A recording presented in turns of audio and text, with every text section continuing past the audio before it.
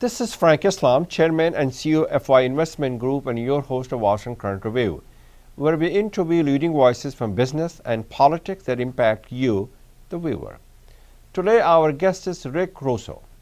Rick is a dear friend, is a friend of India, friend of the United States, and a great guy to have on our show. Thank you very much for coming here. So tell us a little bit about yourself, and then I want to talk to you about this Wadhwani Chair. What do you do, and why is that important? So my background is I went to school studying Russian studies. I thought international business would be a whole lot of fun. Out in a small college in West Michigan called Grand Valley. Actually, it's a pretty large college, but nobody's really heard of it. Came to Washington to find my fortune on Russian studies. And at the time, in '98, Russia had a collapsing economy. Boris Yeltsin was a drunk friend of ours. So most places that had a lot of Russia workers were shedding them rapidly. So somebody walking into town for the first time, there weren't a lot of options. So I applied to the U.S. Chamber of Commerce, the big business organization, to work in the international division. And I had a good interview, and they said, "We love you. You can have the job as a general associate. But we also have a starting job open with the U.S. India Business Council." Okay. The subgroup that focuses on India business operations for U.S. So companies. that's the USIBC you're talking about? USIBC, yeah. Okay, go ahead. So the difference of $1,000 salary differential, I chose the path on India rather than staying a generalist or I'm the glad Russian you side. did, because you're making so much contribution to it. Thanks. So So it's been 20 years straight of working on U.S.-India relations, mostly on the commercial front, a little bit on the defense and strategic front through a few different roles since then, but the last 4 years at CSIS with the Wadhwani Chair. So you talk about Ramesh Wadhwani, who's a great businessman, lives in California, who serves with me on the board of trustees at Kennedy Center. So that's the chair. That is, yeah. So Ramesh came to really came to Washington about 7 years ago and was exploring different think tanks. His foundation, the Wadhwani Foundation, does a series of programs across India focused on the creation of good jobs, well-paying jobs in the formal economy. Now, it's one thing to go there and do skills development and do training work. It's another thing altogether to talk about for India to deregulate the sectors that are going to open up new industries. And he wanted to make sure that somebody from Washington's perspective was keeping an eye and pressing the agenda on big policy reforms in India, but also working with the U.S. government and other institutions to shape how the U.S. engages, to make sure that we're focused on things that are actually important to business. Because otherwise, if they open up new parts of the market and businesses aren't ready to invest, it's kind of a pointless thing. So somebody with my background in the business community for 20 years, they thought would be a different perspective at a think tank role to try to write the agenda on what matters to business, what would create jobs, what would help to grow the economy, and grow U.S.-India trade and investment. Just let's talk about, since you work in U.S.-India relationship and U.S.-India engagement, as President Obama says, a defining partnership. Do you think it's still being defined? It's still very much being defined. I think every probably every 3 or 4 years. It's still being defined. It's But still it being has a defined. bipartisan support. I think the idea about bipartisanship on this, too, is sometimes overplayed a bit because, frankly, I think overall support for the relationship is still really, really thin. I mean, right now we're facing a period where there's a lot of headwinds in the relationship that, India closing a bit on trade, the United States closing a bit. I think that expanding the number of players that actually want to work on the relationship, it's not so much that anybody's working against a stronger relationship with India. It's still the fact that a lot of Americans in positions of power just don't care. They think that it's too far in the future. They don't see progress fast enough. So I think, it's bipartisan in that you've seen support from both sides, but it's also very shallow. It's those short periods when you've got senior people in the right positions, usually on global responsibility, and they say, I'm going to spend a lot of my time on India. That's when things really start to move. Doesn't matter if they're Republican or Democrat. It's thin, but once in a while, a real mover or shaker can get things going in the right direction. Do we have any mover and shaker in this administration? Right now, I'd say, looking across the administration, the one person I'm keeping a pretty close eye on so far is our Energy Secretary, Secretary Perry. He's had a number of engagements already. But he went to India, as I understand. He did. He went to India. He's met Minister Pradhan, the Minister of Petroleum and Natural Gas, a few times. We'll meet Do you him think we again can sell natural gas to them? We can. The first shipments have just left American shores. Wouldn't that be wonderful? Yeah. It's a good step up. The United States has actually restricted our sale of petroleum and gas around the world because we've been an importer for so long. Now there's some scope and flexibility for exporting, and India's been pretty early in line to try to pull in oil and gas, which is, it's growing trade in a new direction and helping to balance trade a little bit too, which is obviously pretty important for this administration, trying to come up with a more balanced goods trade. Does India has any effect on the tariff? that this administration put tariff? So far, not too much. Not that when we're much. talking about steel and aluminum, India, those aren't big export categories to the I United didn't think States. so. The biggest export for India is the abundance of human resources. Human resources is a big one, for sure. I will say, though, in India, they are concerned about secondary impact And of what these are those? restrictions. So if the United States closes its market for steel and aluminum to other countries like China, then maybe China begins dumping that product in other markets. And so maybe suddenly there's additional trade pressures in India as suddenly their market gets flooded by the same material made in China and other places there. So India is concerned about secondary impact, though not primary. I know you have done a good job, and I think you said something about at the start of the conversation about the Indian states' political economics. Yeah. Especially the states like UP, which is a very large one. Mm-hmm. And a lot of people in America do not realize that the politics at the level of the states also play a very important role in rules and regulations and so on and so forth. Tell us a little bit about that, and how is it affecting in terms of U.S.-India relationship? Well, so there I am working for 16 years in the business community, and I walk into a think tank when suddenly you've got this great platform to really elevate issues that had been underappreciated and ignored. And underappreciated and ignored. Very well said. Yeah. State governments collectively control far more of India's destiny than the central government does. And I think people basically kind of understand that point. But the level of transparency on what states are actually doing to change the business environment, on what's really happening at the state level, is it becoming better, is it becoming worse? It's in terrible condition. Mostly you rely on these presentations by chief ministers when they run around the world, and they come up with this half-made-up vision about what they'd like their state to be. But businesses need to invest based on current market conditions. So if you want access to electricity, if you want water, sanitation, law and order, all these factors are actually run by state governments, not Delhi. Delhi can influence, but ultimately it's the state government that sets those factors. So an investor actually looking at India, it's more appropriate to measure Gujarat versus Mexico than it is to measure India versus Mexico. So our first step in doing kind of this novel work that we do on engaging Indian states is transparency. So we actually track state regulatory developments across India. We have a weekly update. The number one subscriber to that, by the way, is the government of India. They actually want more visibility on what their own states are doing, so we hope to provide that. And we built that out with a That's an interesting, isn't it? Yeah. You're doing a service to them.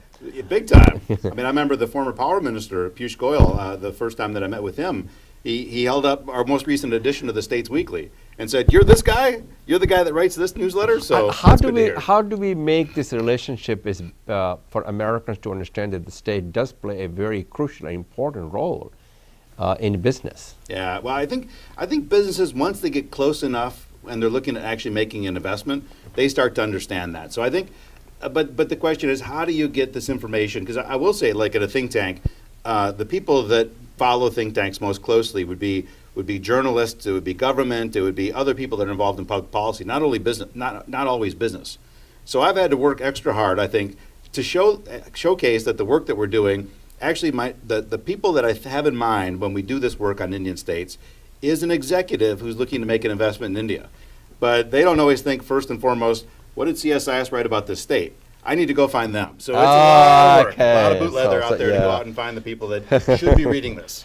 I want to talk a little bit about, do you believe the India diaspora provides a substantial resource, are uniquely positioned to help the U.S.-India relationship to take to the next height?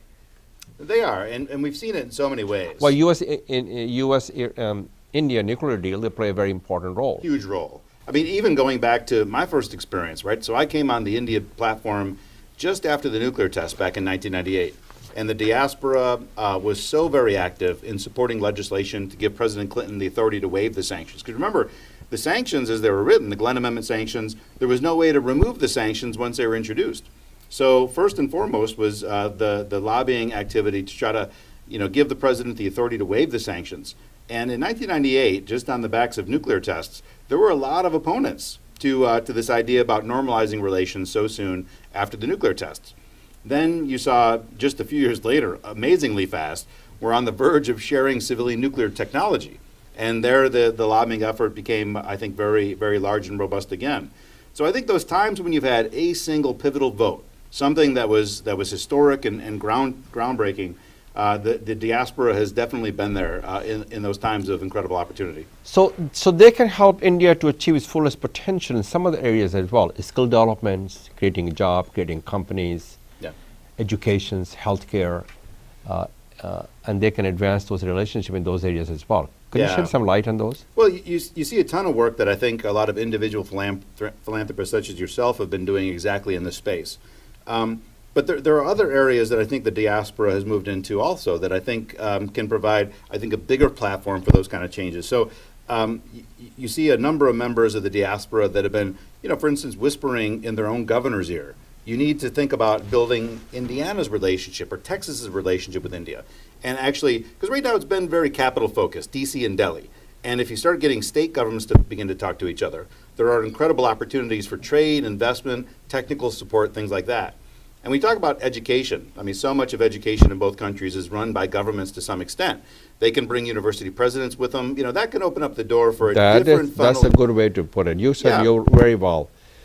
What do you think of this administration's in terms of the U.S. India policy? It has been continuing the Obama's policy. There's a lot of changes. I think they got out of the gates with more continuity than I think a lot of us had expected, because so many other relationships were really torn asunder in the early days. So I think initially there were some fears, and then you saw India targeted in the Paris withdrawal that they tricked us out of billions of dollars or whatever the line was. But then you saw the summit last summer, and you saw the joint statement the two leaders released that was dotted with references of continuity, including things like climate change, which hadn't worked its way into the lexicon of the Trump administration in any way, You're talking about Paris climate accord. Yeah. So what about the Iran deal? Well, I think in the last 6 months or so, we've really taken the relationship has taken a downward trajectory. This notion about you said it has taken a downward trajectory in a big way. There are several facets right now that leave me with great concern on the status of the relationship. The United States has initiated trade proceedings against India in a variety. They were added to. So they went to WTO. WTO is only one, and frankly, the WTO in some ways is probably the healthiest. Right. There, we both agreed to a system. There's quasi-judicial process through the World Trade Organization. There are other unilateral measures that we're looking to take right now. So India was for the first time in a number of years added to the Treasury Department currency manipulation watch list. The United States has initiated a review of India's generalized system of preferences, which is a special trade program that we offer for developing countries. So we've put India on watch that there's a review being undertaken right now that could remove some of these trade benefits. As well as, we were talking just before the show began, there are potential sanctions against India if they go ahead and acquire this Russian missile defense system that they're on the line for. At least there's a threat. There's a threat, very real threat. I mean, we could be months away from seeing a dramatic snap in kind of the high-level political relationship. The legislation countering America's adversaries through trade, CATSA, the way the legislation is written, unless Russia shows that it is demonstrably reducing cyber crimes against the United States and such. So if India buys the system and the sanctions bill is Do you think India will buy the system? Well, Modi just visited Russia. Yeah. He visited a lot of other countries as well. But his line on the way out he said specifically that we will not let other countries determine our relationships. So, and that's a pretty bold statement. They just finalized pricing negotiations over the weekend. So Indian military systems, I've seen more of these acquisitions fall than actually succeed. So by the gravity of India's own system, it may fail. But it looks like the intention on completing it is there. So it's a real danger. So I think Trump out of the gates early on, very consistent, a lot of carryover from the Obama administration. The last 6 months or so, though, some of these trade concerns and everything are really kind of dragging us down. Yes, it is. And with Iran and Russia sanctions looming overhead, it could get a lot worse. I want to shift the gears to talk about U.S.-India relationship in terms of economy, defense, intelligence sharing, and security. Yeah. Well, there I think we've got a lot more progress that's taken place in recent years. Really, a lot of it began, I think, once under Obama administrations. Under Obama, but more so with the transition in India, with Modi coming to office. I think Modi and most of his top foreign policy advisors recognizing the real and actually near-term threat that China poses on India's own ability to kind of move around and operate even in the Indian Ocean. So they need to contain China. They need to find a way to at least represent their own interests more strongly. Contain China, that sometimes is kind of overdone. You want to contain China's dangerous behavior. But to contain like the good things that they're doing, if China does decide to more meaningfully contribute to regional security, the fact that China trade and investment actually was, a pretty good bulwark of stability during the financial crisis. So you don't want to contain the good things that China does, but certainly its aggressive behavior that we're seeing increasing, that you definitely want to contain. India, neither quantitatively nor qualitatively has a military advantage against China if things would happen to escalate. The United States, we may not be able to contribute quantitatively, not the size of armaments, but qualitatively, the United States still has the world's top military equipment. So if we find better ways, part of this is India agreeing that they actually want to develop a strategy that aligns with U.S. interests in security for the region. Once we have a better idea about what India plans to do, then we've been more than willing to kind of open up technology approvals faster with India than we have with a lot of other countries. There are all kinds of novel programs the United States had started. For instance, we have a India Rapid Reaction Cell at the Pentagon, a team whose only job every day they wake up is expediting technology transfer to India. No other country in the world has a dedicated team like that. We've created these technology transfer programs called the Defense Technology and Trade Initiative. So we're creating a lot of novel stuff. So we realize India probably never going to have a treaty alliance per se, but we've got so much shared interests that we're finding new and novel ways to deepen the defense and security partnership. And that's mostly been maintained in the Trump administration, at least on paper. So so those are the obstacles. Yeah. What are the opportunities between the U.S.-India relationship? Well, I think anytime you look at a market of that size and that's growing at 7%, especially the middle class. Middle class is growing steadily. Yeah.